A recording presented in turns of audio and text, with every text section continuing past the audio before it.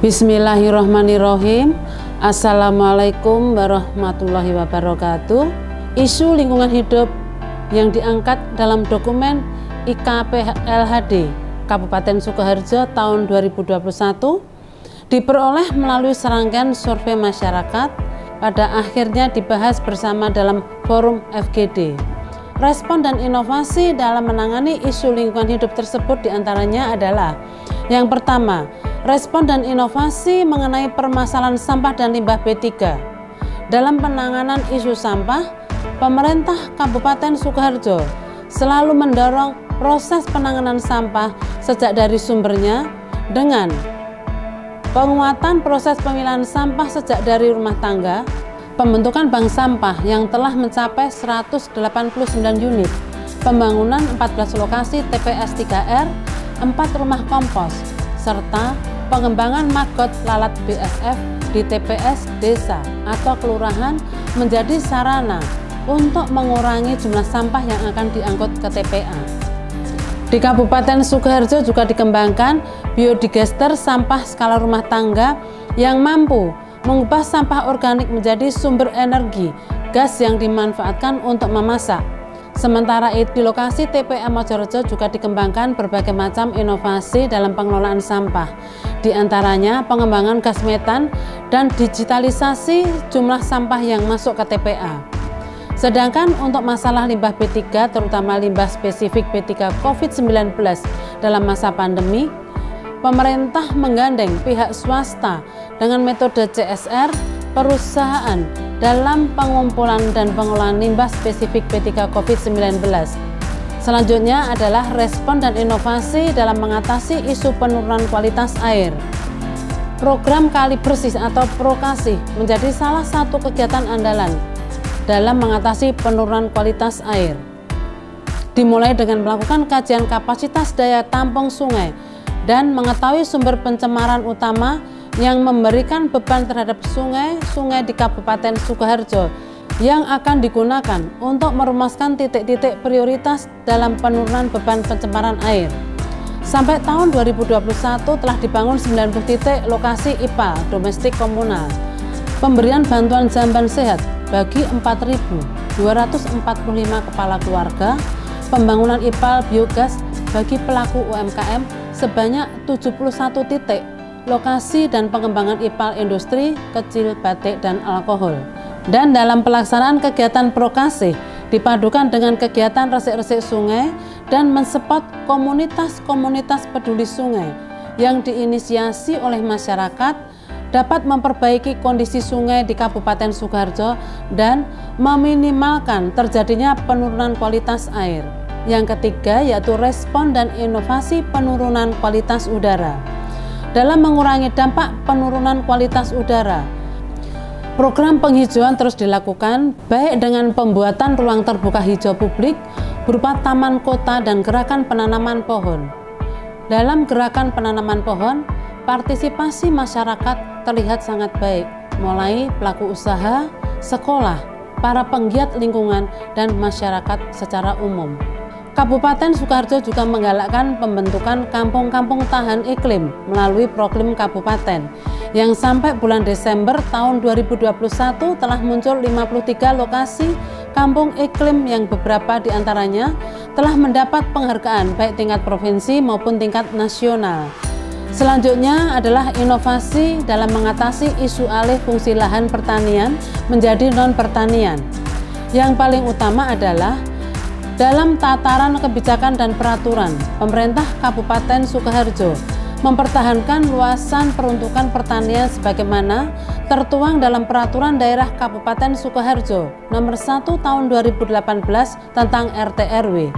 Kemudian untuk menjamin ketersediaan pasokan pangan khususnya beras, Kabupaten Sukoharjo melakukan berbagai macam inovasi bidang pertanian, diantaranya 1. Sawah IP 400. Program ini tentunya telah mencapai luasan lahan sawah sebesar 2.088 hektar pada tahun 2021. Dan Kabupaten Sukoharjo merupakan kabupaten dengan lahan sawah IP 400 terluas di Indonesia. Dan pada tahun 2022, lahan IP 400 ditargetkan akan mencapai luas lahan 10.000 hektar. Kedua, konsolidasi lahan pertanian. Salah satu lokasi konsolidasi lahan pertanian di Desa Dalangan, Kecamatan Tawangsari, dengan membentuk Gapoktan Tani Mandiri dengan anggota 239 orang dengan luas lahan mencapai 170 hektar. 3. Integrated Farming, berlokasi di Desa Jagan, Kecamatan Mendosari. Kegiatan ini terdiri dari peternakan unggas di atas kolam ikan sehingga sisa pakan unggas menjadi nutrisi bagi ikan. Kolam ikan dikelola dengan sistem organik dengan penambahan mikroba. Air dari kolam dimanfaatkan sebagai sumber air untuk sawah yang dikombinasikan dengan perikanan minapadi. Selanjutnya, respon dan inovasi perilaku masyarakat. Dalam upaya merubah perilaku masyarakat menjadi ramah lingkungan, pemerintah Kabupaten Sukoharjo mendorong terbentuknya pengembangan ekowisata berbasis masyarakat. Beberapa lokasi ekowisata yang telah tampak hasilnya di Kabupaten Sukoharjo diantaranya adalah Kampung Wisata Edukasi Kopen atau KWEK yang berlokasi di Kampung Kopen, Kelurahan Ngadirejo, Kecamatan Kartosuro.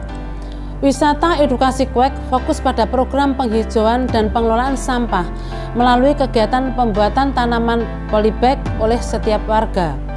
Pemilahan sampah organik anorganik dan pengolahannya, pengolahan kerajinan tangan dari bahan bekas pakai yang dijual melalui paket wisata pengunjungan di KWEK. Pengembangan kampung wisata edukasi Kopen telah mampu merubah kondisi lingkungan menjadi lebih asri dan mendatangkan keuntungan ekonomi bagi masyarakat di Kampung Kopen. Lokasi ekowisata berikutnya adalah Masdul Kabi atau Masyarakat Peduli Kalibagi yang berlokasi di Desa Menuran, Kecamatan Bagi.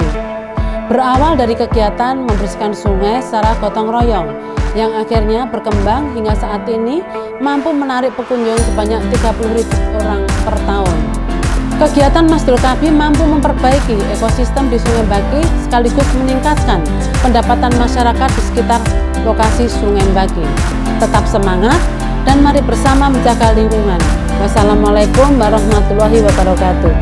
Assalamualaikum warahmatullahi wabarakatuh. DPRD Kabupaten Sukoharjo mendukung sepenuhnya pengelolaan lingkungan hidup di Kabupaten Sukoharjo demi menjaga dan melestarikan lingkungan hidup.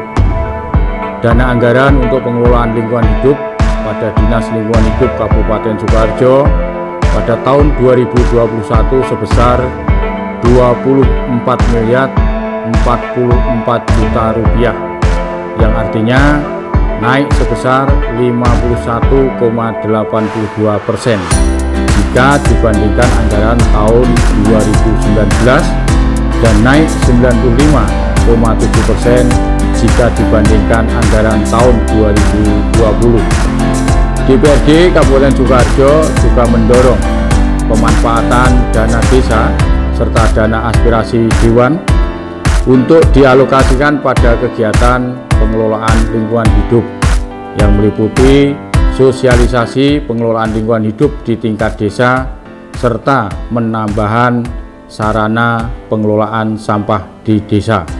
DPRD Kabupaten Sukoharjo bersama dengan pemerintah Kabupaten Sukoharjo telah menyepakati beberapa peraturan daerah terkait lingkungan hidup. Di antaranya 1.